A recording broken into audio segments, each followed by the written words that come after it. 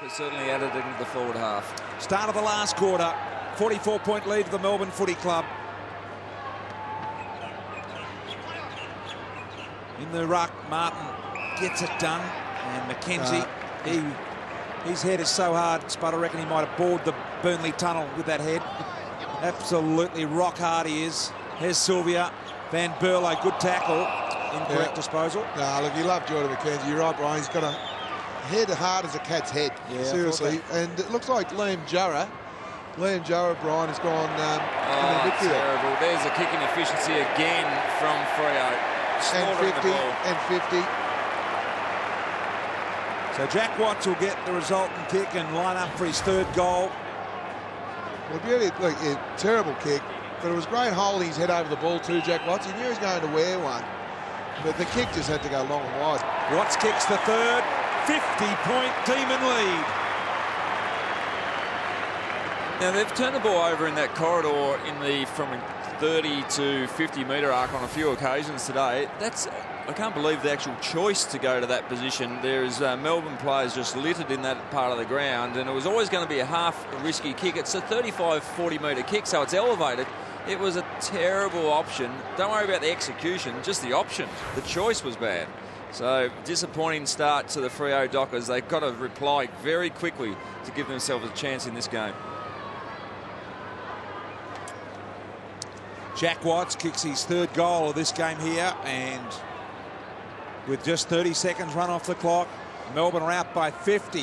Yeah, he's in career best form, Jack Watts. Since round 8, he's averaging 21 disposals, 16 uncontested, 3 tackles. So he's improving by the minute, Jack Watts. That's 3 goals today is a career high for Jack Watts. Well, the thing is that that month of football where he's been averaging those possessions, a lot of it's been pushing up behind the ball across half back. Now he's grown in confidence. Now he's actually going forward and being a genuine target in the forward half. So good work from Dean Bailey to get the confidence into him. Now he's been very good up forward. Nicholson hungry to get a permanent spot in this Melbourne side. Had to be a throw. Interesting, wasn't it, at best? Here is Benal, the sub, got the fresh legs, let him run away from Pavlich, centres it high to the top of the square. Van Berlo and Sylvia get back. The bounce off Van Berlo keeps it alive dangerously. I would have reckoned let it go over. Look at the boundary umpire getting down there. He's trying to judge whether it was over or not.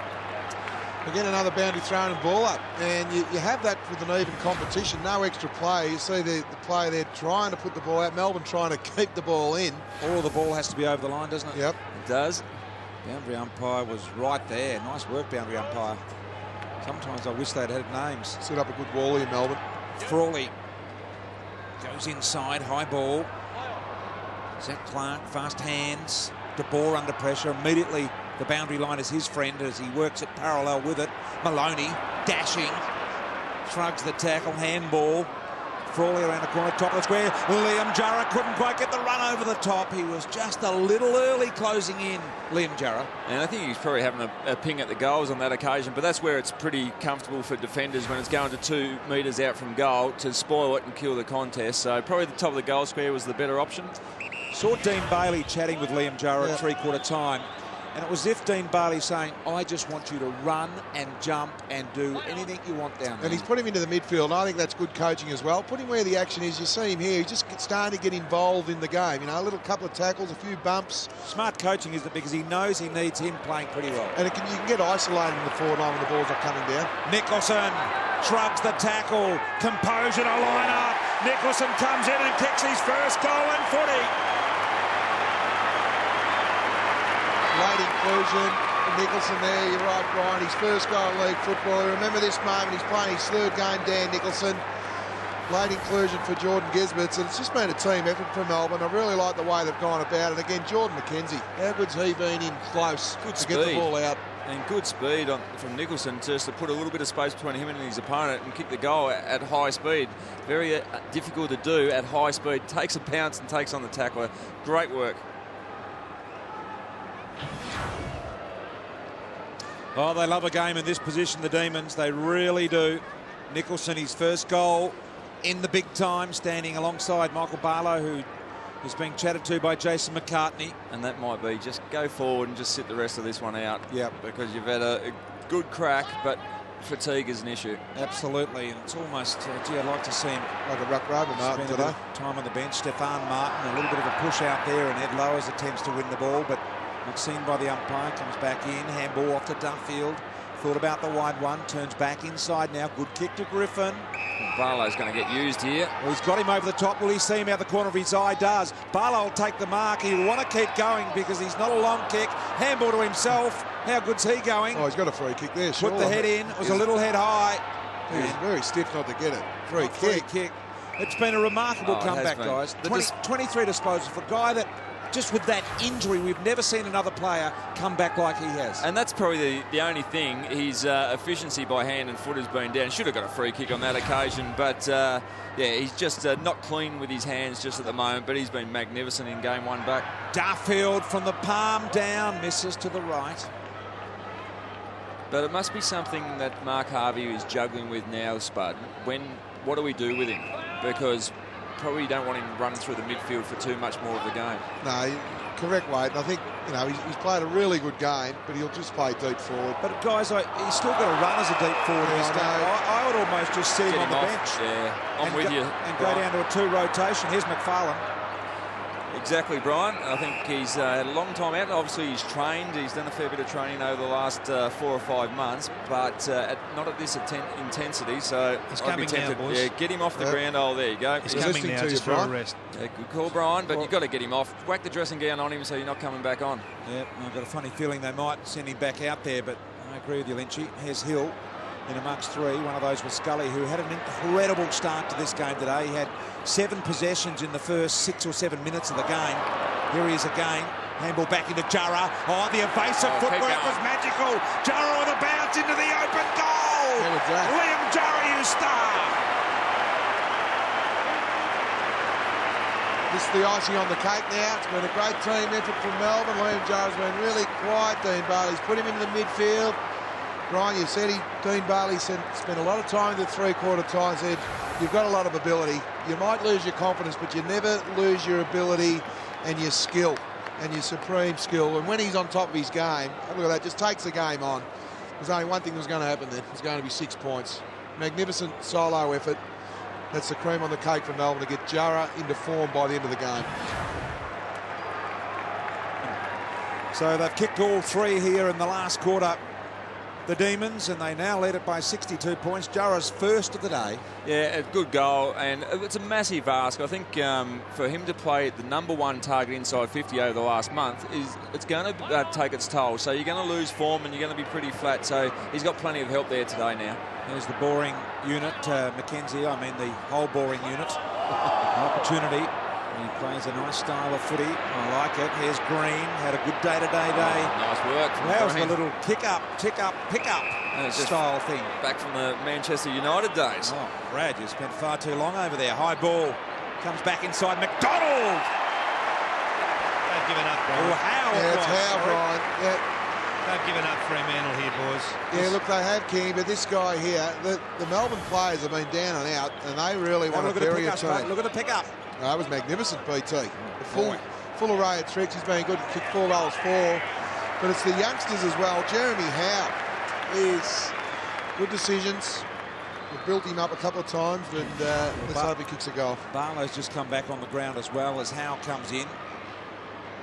Looking for an opportunity here and converts the goal. So a 68-point Melbourne lead now. Still a lot of time left.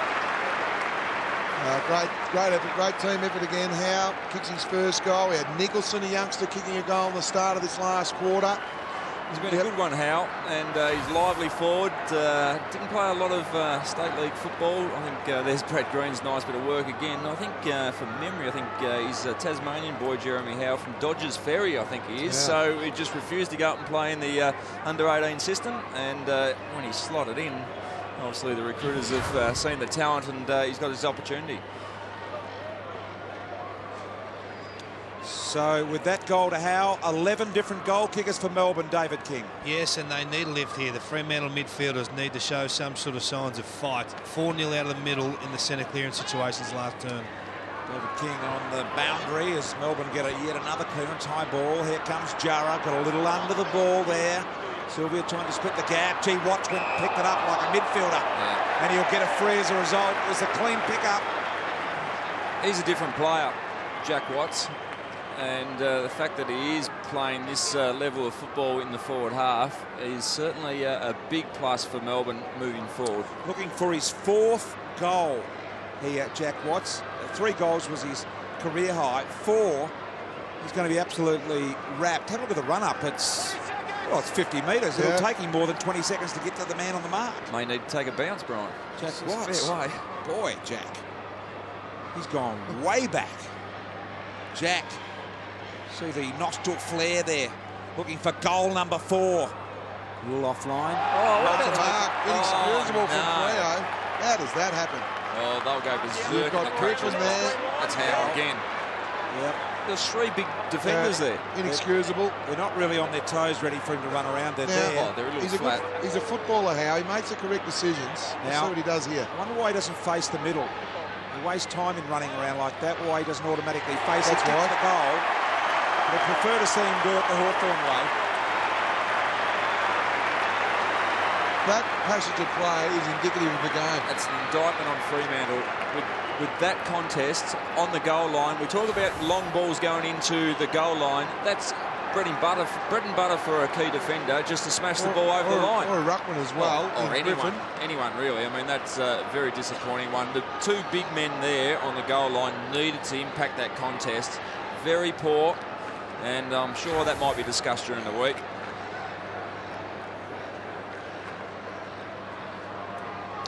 Boys, when Fremantle arrive at this ground, it's almost as if they're beaten before the ball is bounced. Melbourne kicked the first 5 goals of the game. The game was virtually over having seen that. This has been a very, very ordinary performance by a team that I don't reckon have been competitive in a lot of physical situations. No, they haven't. They're 0-10 in the last 10 starts of the MCG Freo, and if you want to be a good side, this is where you have to play. That's Spud, for sure. where are you placing them at the moment in terms of their competitiveness in this game here today? Disappointing, BT. This has probably been their worst performance this year. No doubting that whatsoever. Mark Harvey will not be happy at all when they get on the flight to go back to Freo. Well, the biggest loss was 49, Spud, so you're right. It's now 74. But it's the way they've got beaten too, Brian. It's a young Melbourne team emerging. Look at this. And that's reactive to the scoreboard. The Fremantle players now are playing to the scoreboard. They're not playing the game on its merits. As close as you'll see to throwing the towel in at the moment as Pettit comes in and steers it left.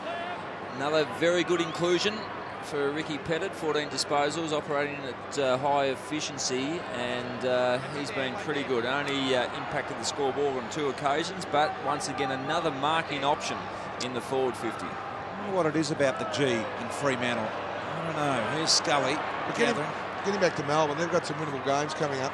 Green running in the same direction. Oh, look at that. That's courage. That's what you want from your captain. You've got Stephen Martin, you've got Brad Green, both eyes on the ball. That's fantastic when you get 2 teammates going for the same ball. It's the want and desire, and again, no Fremantle player. I reckon though, Spud, you can, even if you haven't got courage in this game at the moment for Melbourne, you can take that risk because you know you're not going to get confronted by a Fremantle defender. That's right. Michael Johnson there had to take the body or the ball. That is inexcusable. You kick 3 goals in the second quarter, get back up on the forward line if you're going to compete like that. Brad Green to come in and kick his 5th goal from directly in front, and he's got it. It's a massive 81-point lead for the Demons. Well, Spud, we've seen the last 2 forward 50 entries have resulted in goals, and been pretty disappointed in that situation. If you were playing at full back, you would have impacted the contest. I mean, we all have down days, but you must be ferocious at any contest. And Brad Green, great courage from him to go back with the fly of the ball, but he's left himself open, and as you touched on, Johnson just could have really impacted the contest on that occasion. Turnovers have just killed the Dockers.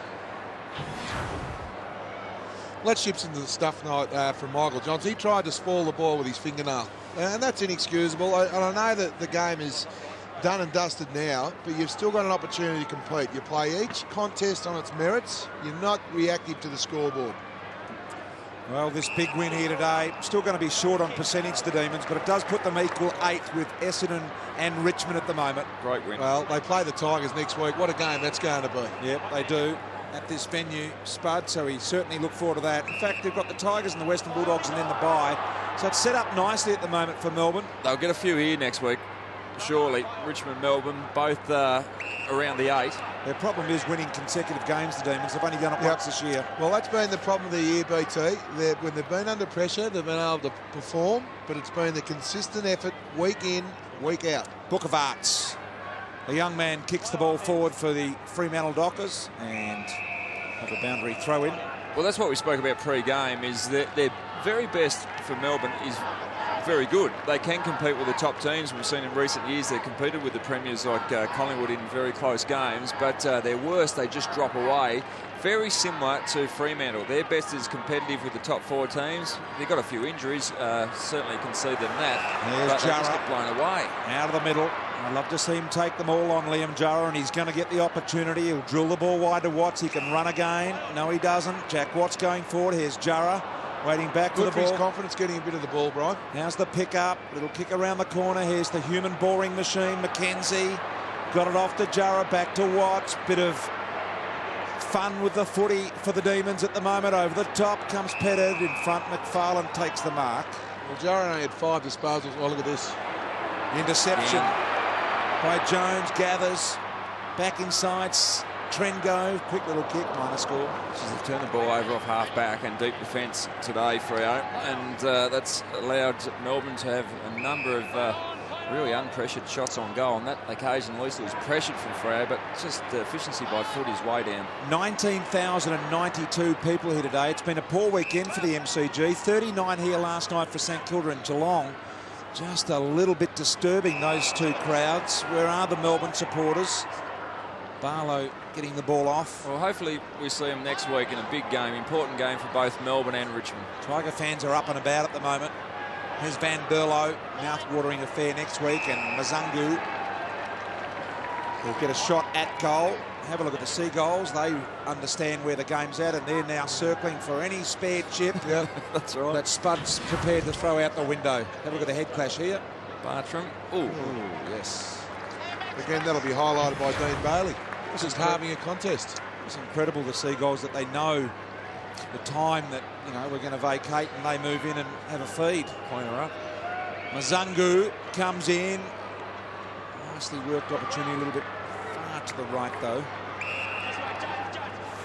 And it is confusing for the Seagulls at time, because when daylight savings on, they're often here at the wrong time.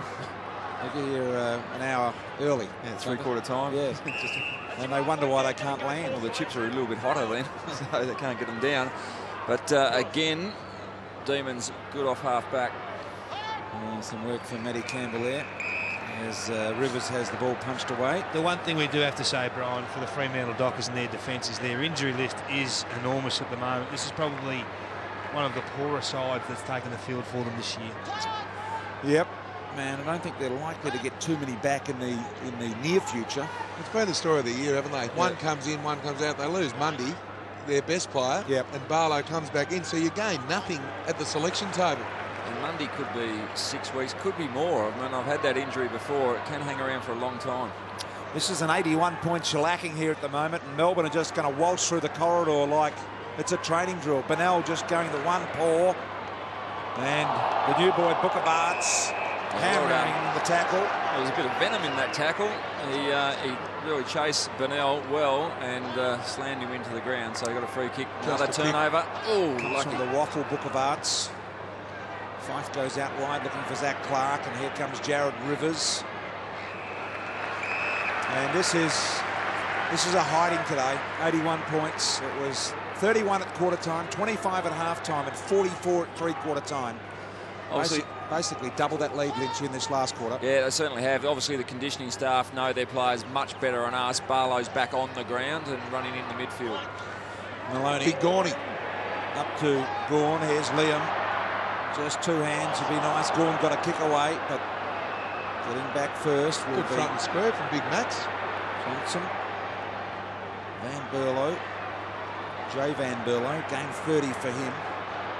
There is Barlow. Possession 25 for him on his return. Congratulations on that. Magnificent effort, Barlow. But butchering the ball. Jarrah. This is fantastic. This is good coaching. And he only had the 5 disposals in the first 3 quarters, Liam Jarrah. He's coming up for disposal number 7 in this quarter. He's already kicked 1 goal, 1. Well, he could just hang around the half-forward line, and Fremantle are going to kick it to him at some stage. On that occasion, it was his teammate. Applause there for Scully coming off the ground. It's a good one, but it'd be good for his confidence. Go back and slot this one. Liam Jarrah, the Woolperry Wizard, from 45 metres out on a 45-degree angle. No troubles with the journey, although fell a little short in the end. He didn't quite give it all. And he questions himself there. So just under 7 minutes remaining here. And for the Fremantle Dockers, looking ahead for them, they play Brisbane at home, and they have another game at home after that as well. I think it's against Gold Coast. So Brisbane, Gold Coast, and then the bye for Fremantle, all at home. Yep. Very important games. Normally the 8's nearly set in stone, but this year with Essendon and Freo, 7th and 8th, respectively, they're starting to fall over. So the sides around 9th, 10th, 11th and 12th have still got a lot of hope. Yeah. And Melbourne and Richmond are a couple of those teams. The Kangaroos is another team. So it's right up for grabs. Pavlich getting the jeers of the crowd here. Here's Liam Jarrah, went the defensive punch, something that he's not used to doing.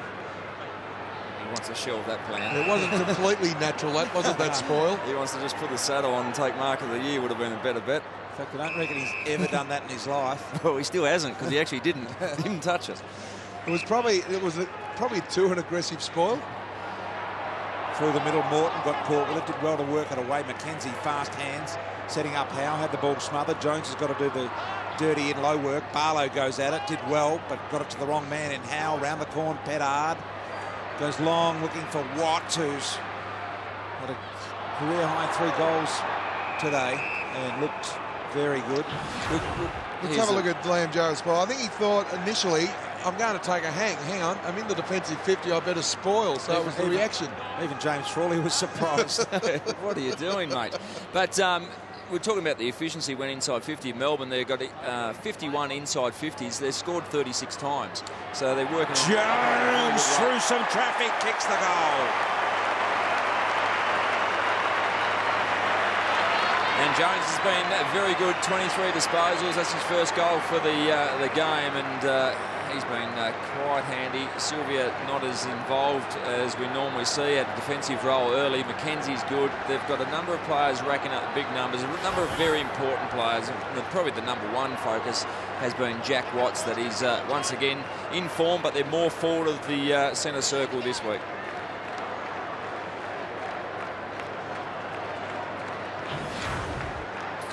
No, that's the 12th goal kicker for Melbourne, and now they've got 20 players with 10 disposals or more. You know, Scully started on fire, he's had 24, and McKenzie and Jones, but when you get a spread like that, you're not going to lose too many games of footy. No, there's plenty of targets when they go inside 50, so that takes the pressure off the likes of Jarrah when he goes back up there. Watts has been very good, but plenty of options through the midfield, off half-back, the run's been good. The only probably downside has been Colin Garland, who's gone off with that ankle injury, so there'll be plenty of assessment after the game to see how severe that is. 12 goal kickers, Melbourne. Kicked 7 goals in a row here in the last quarter. Jack Watts probably played his best game for the club. I think so, because it's not just his possessions, it's where the possessions are, and it's not an easy thing to draw the ball, and he's drawn the ball to that dangerous spot inside the forward 50 today. So I think it's very important for him. 3 goals, 1 today for Jack, 22 disposals. Well, inside 50 here for Fremantle. Don't even look like scoring at the moment. I don't want the ball through. Just given up. It's just ordinary last quarter from the Fremantle Dockers. McFarlane. Well, he can't go long because there's 4 Melbourne players on one. Matthew Pavlich is on one leg, like Big Pav. He looks like he's struggling a little bit as well. Yeah, switch it across Pavlich, here. He's really struggling, Matthew Pavlich. Oh, he's gone, actually. He's going to have to come off the ground, David King. That's not a good sign. So outside getting smashed in this game, down by 88 points. Pavlich looks like he's in considerable... almost looks like a hurt. A groin or something. He's in the hands of the trainer coming off. Great run. Here comes Bennell. Couple of bounces, handball to Jarrah. He got dropped after he got rid of the handball. And how annoyed was Jarrah that Oh, no, it's downfield. He's still right. Okay, he'll get the free as a result. Yeah, that's the last thing Mark Harvey needs, is the skipper to go down in Matthew Pavich. Let's have a look. It's in the tackle. Let's hopefully it's only a corky. Boys, I reckon it's some sort of lower calf, even an Achilles type issue. He's grabbing down low on that left leg. I would not be surprised if it's a soleus or even an Achilles. Yeah, I reckon I'm with you with the Achilles, the way he was running off. Only because we don't know what a soleus is. Yeah. Here's It's Jarrah. between your Achilles and calf, Brian. Good on you, Spud. Mr. Human Physiology. As Jarrah comes in, kicks it a little left. Umpire Jason Venkat-Saharia having to move swiftly to his right. No, I've liked the whole team aspect. Let's have a look at the Pavlich injury again. Yeah, it's hard to... Well, that right ankle did roll out, but it didn't look like it was just a severe roll, but hopefully that's just a slight strain. It's been a long last 15 minutes, last quarter here for Fremantle. Petted Marks goes back inside to Gawn over the top end Duffield. Wasn't the best of kick. It just had to kick the ball in front of Max. It was just far too high. The intent was there, just not the execution.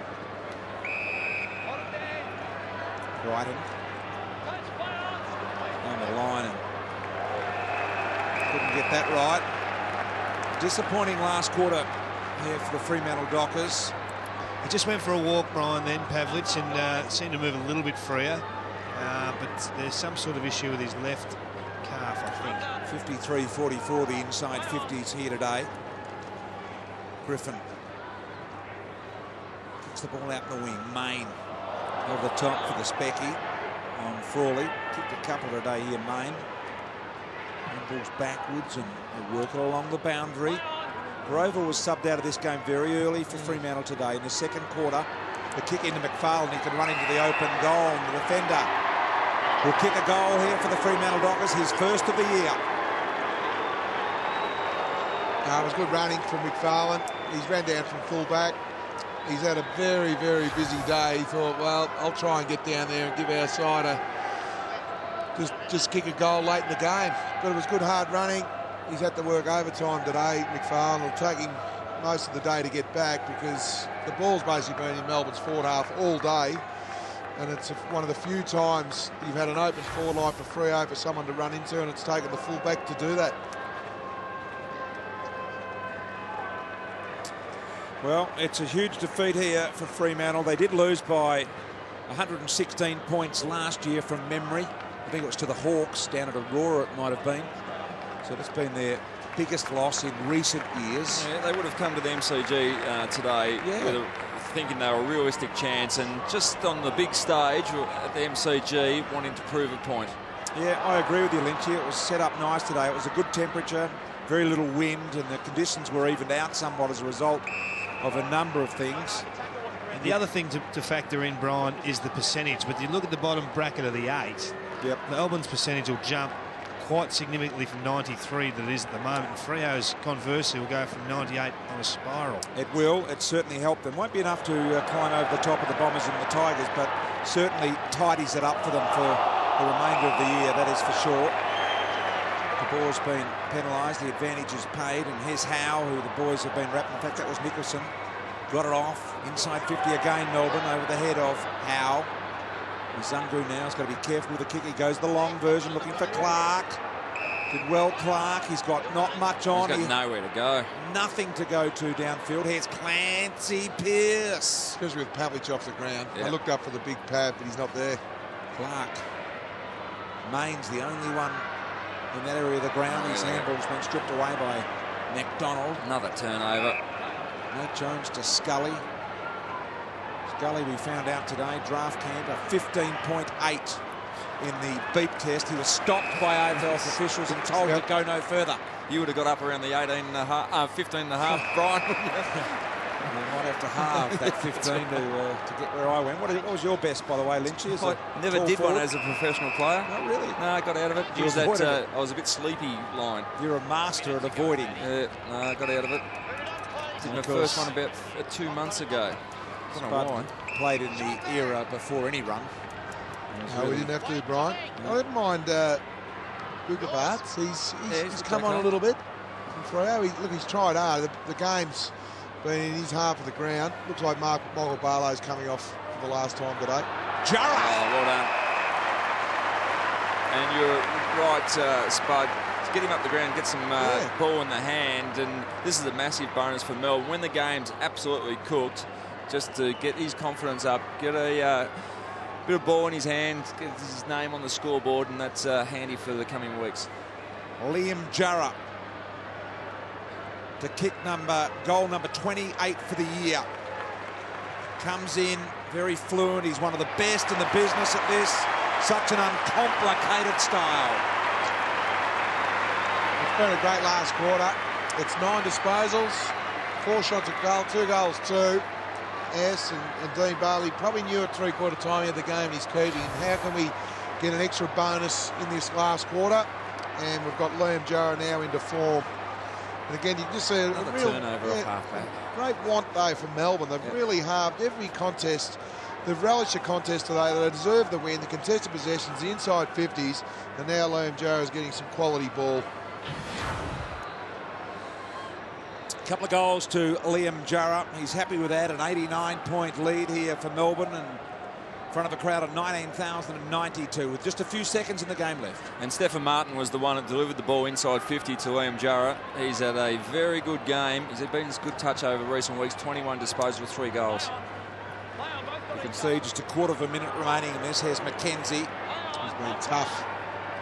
Trengove advances the ball. Another opportunity here for a Melbourne forward. Almost got it, Sylvia. He's desperate for one here. Watts would love his fourth. Silent sounds. Melbourne a big, big win here at the MCG today. 89-point victors over the Fremantle Dockers. They cling on to 8th position by percentage. And a huge, huge win for the Melbourne Footy Club. The return of Michael Barlow, on the other hand, very successful as well today. Matthew Pavlich, an injury at the end, but this man here, Barlow, did a great job. But it's all about the Demons, of course, who record their 5th win of the year. Mark Harvey would be a very, very concerned man. Let's go down to David King, who's down there with Jack Watts. A very excited Jack Watts, mate. A fantastic effort. 3 goals yourself. You must have felt in the game all day. Yeah, definitely. And that was our focus, to be in the game all day. 120 minutes, play the game out.